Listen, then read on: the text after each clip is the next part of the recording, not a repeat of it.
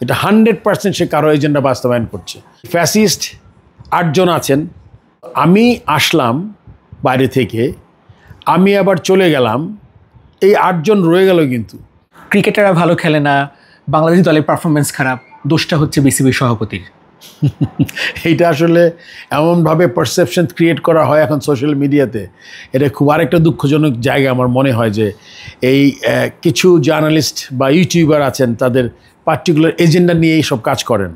আপনি দেখে থাকবেন যে একটা দুইটা ইউটিউবার মানে লাস্ট আমার এই টেনিয়রের প্রথম 2-3 মাস ছাড়া আপনি দেখবেন যে এই বিপিএল থেকে শুরু করে ডিসেম্বর টিল নাও এই 5 মাস যদি আপনি কন্টেন্ট ক্রিয়েটার দেখেন, আপনি যদি 60টা হয় 58টা আমাকে নিয়ে। সো এটাতে আপনি বললে হবে না যে এটা কোনো এজেন্ডা বাস্তবায়ন করছে না সে কারোর জন্য। এটা 100% সে কারো এজেন্ডা বাস্তবায়ন করছে, এবং এটা মানে আনফেয়ার মিনসে হোক, ফেয়ার মিনসে হোক, কোনোভাবে সে এজেন্ডা বাস্তবায়ন করছে। সো এটা একটা কারণ, এবং এইটাতে আমার মনে হয় যে সরকারের একটা মনোযোগ দেওয়া দরকার যে আপনি যখন একটা ফেক নিউজ করবেন বা একটা মিথ্যা জিনিস করবেন, এটা যাতে স্ট্রিক্টলি একটা, আমি আশা করব, দাবি করব, কারণ আপনার এটা নতুন প্রেসিডেন্টের ক্ষেত্রে হতে পারে যে ট্রেন্ডটা চালু হয়েছে, আমি চাইনি এটা কন্টিনিউ করুক। আলটিমেটলি সাফার কিন্তু বাংলাদেশ ক্রিকেট।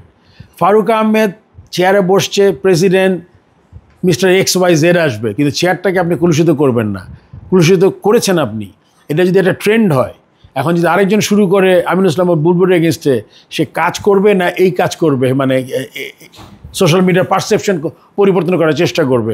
সো এটা খুব বাজে একটা ট্রেন্ড চালু হয়েছে। আমি আশা করব সরকারের দিক থেকে এই ট্রেন্ডটাকে বন্ধ করা উচিত।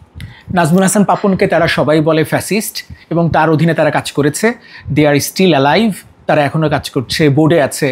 তো ফ্যাসিস্টই আছে, ফ্যাসিস্ট রয়েছে কেন? এই ব্যাপারটা তো আমার কাছে এটা খুব একটা বিরাট কোয়েশ্চেন মার্ক।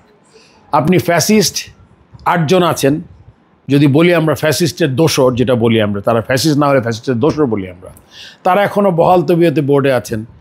আমি বাইরে থেকে আসলাম, আমার তো আপনি জানেন যে আমি যখন এখানে এসছি, আমার একটা নিশ্চয়ই আমার একটা সিকিউরিটি চেক বলি বা গোয়েন্দা সংস্থার একটা রিপোর্ট বলি, সব করেই তো আমাকে এখানে বসানো হয়েছে। সো আমি আসলাম বাইরে থেকে, আমি আবার চলে গেলাম, এই 8 জন রয়ে গেল। কিন্তু সো আপনি মিলে যাচ্ছেন কিন্তু ফ্যাসিস্টদের সাথেই।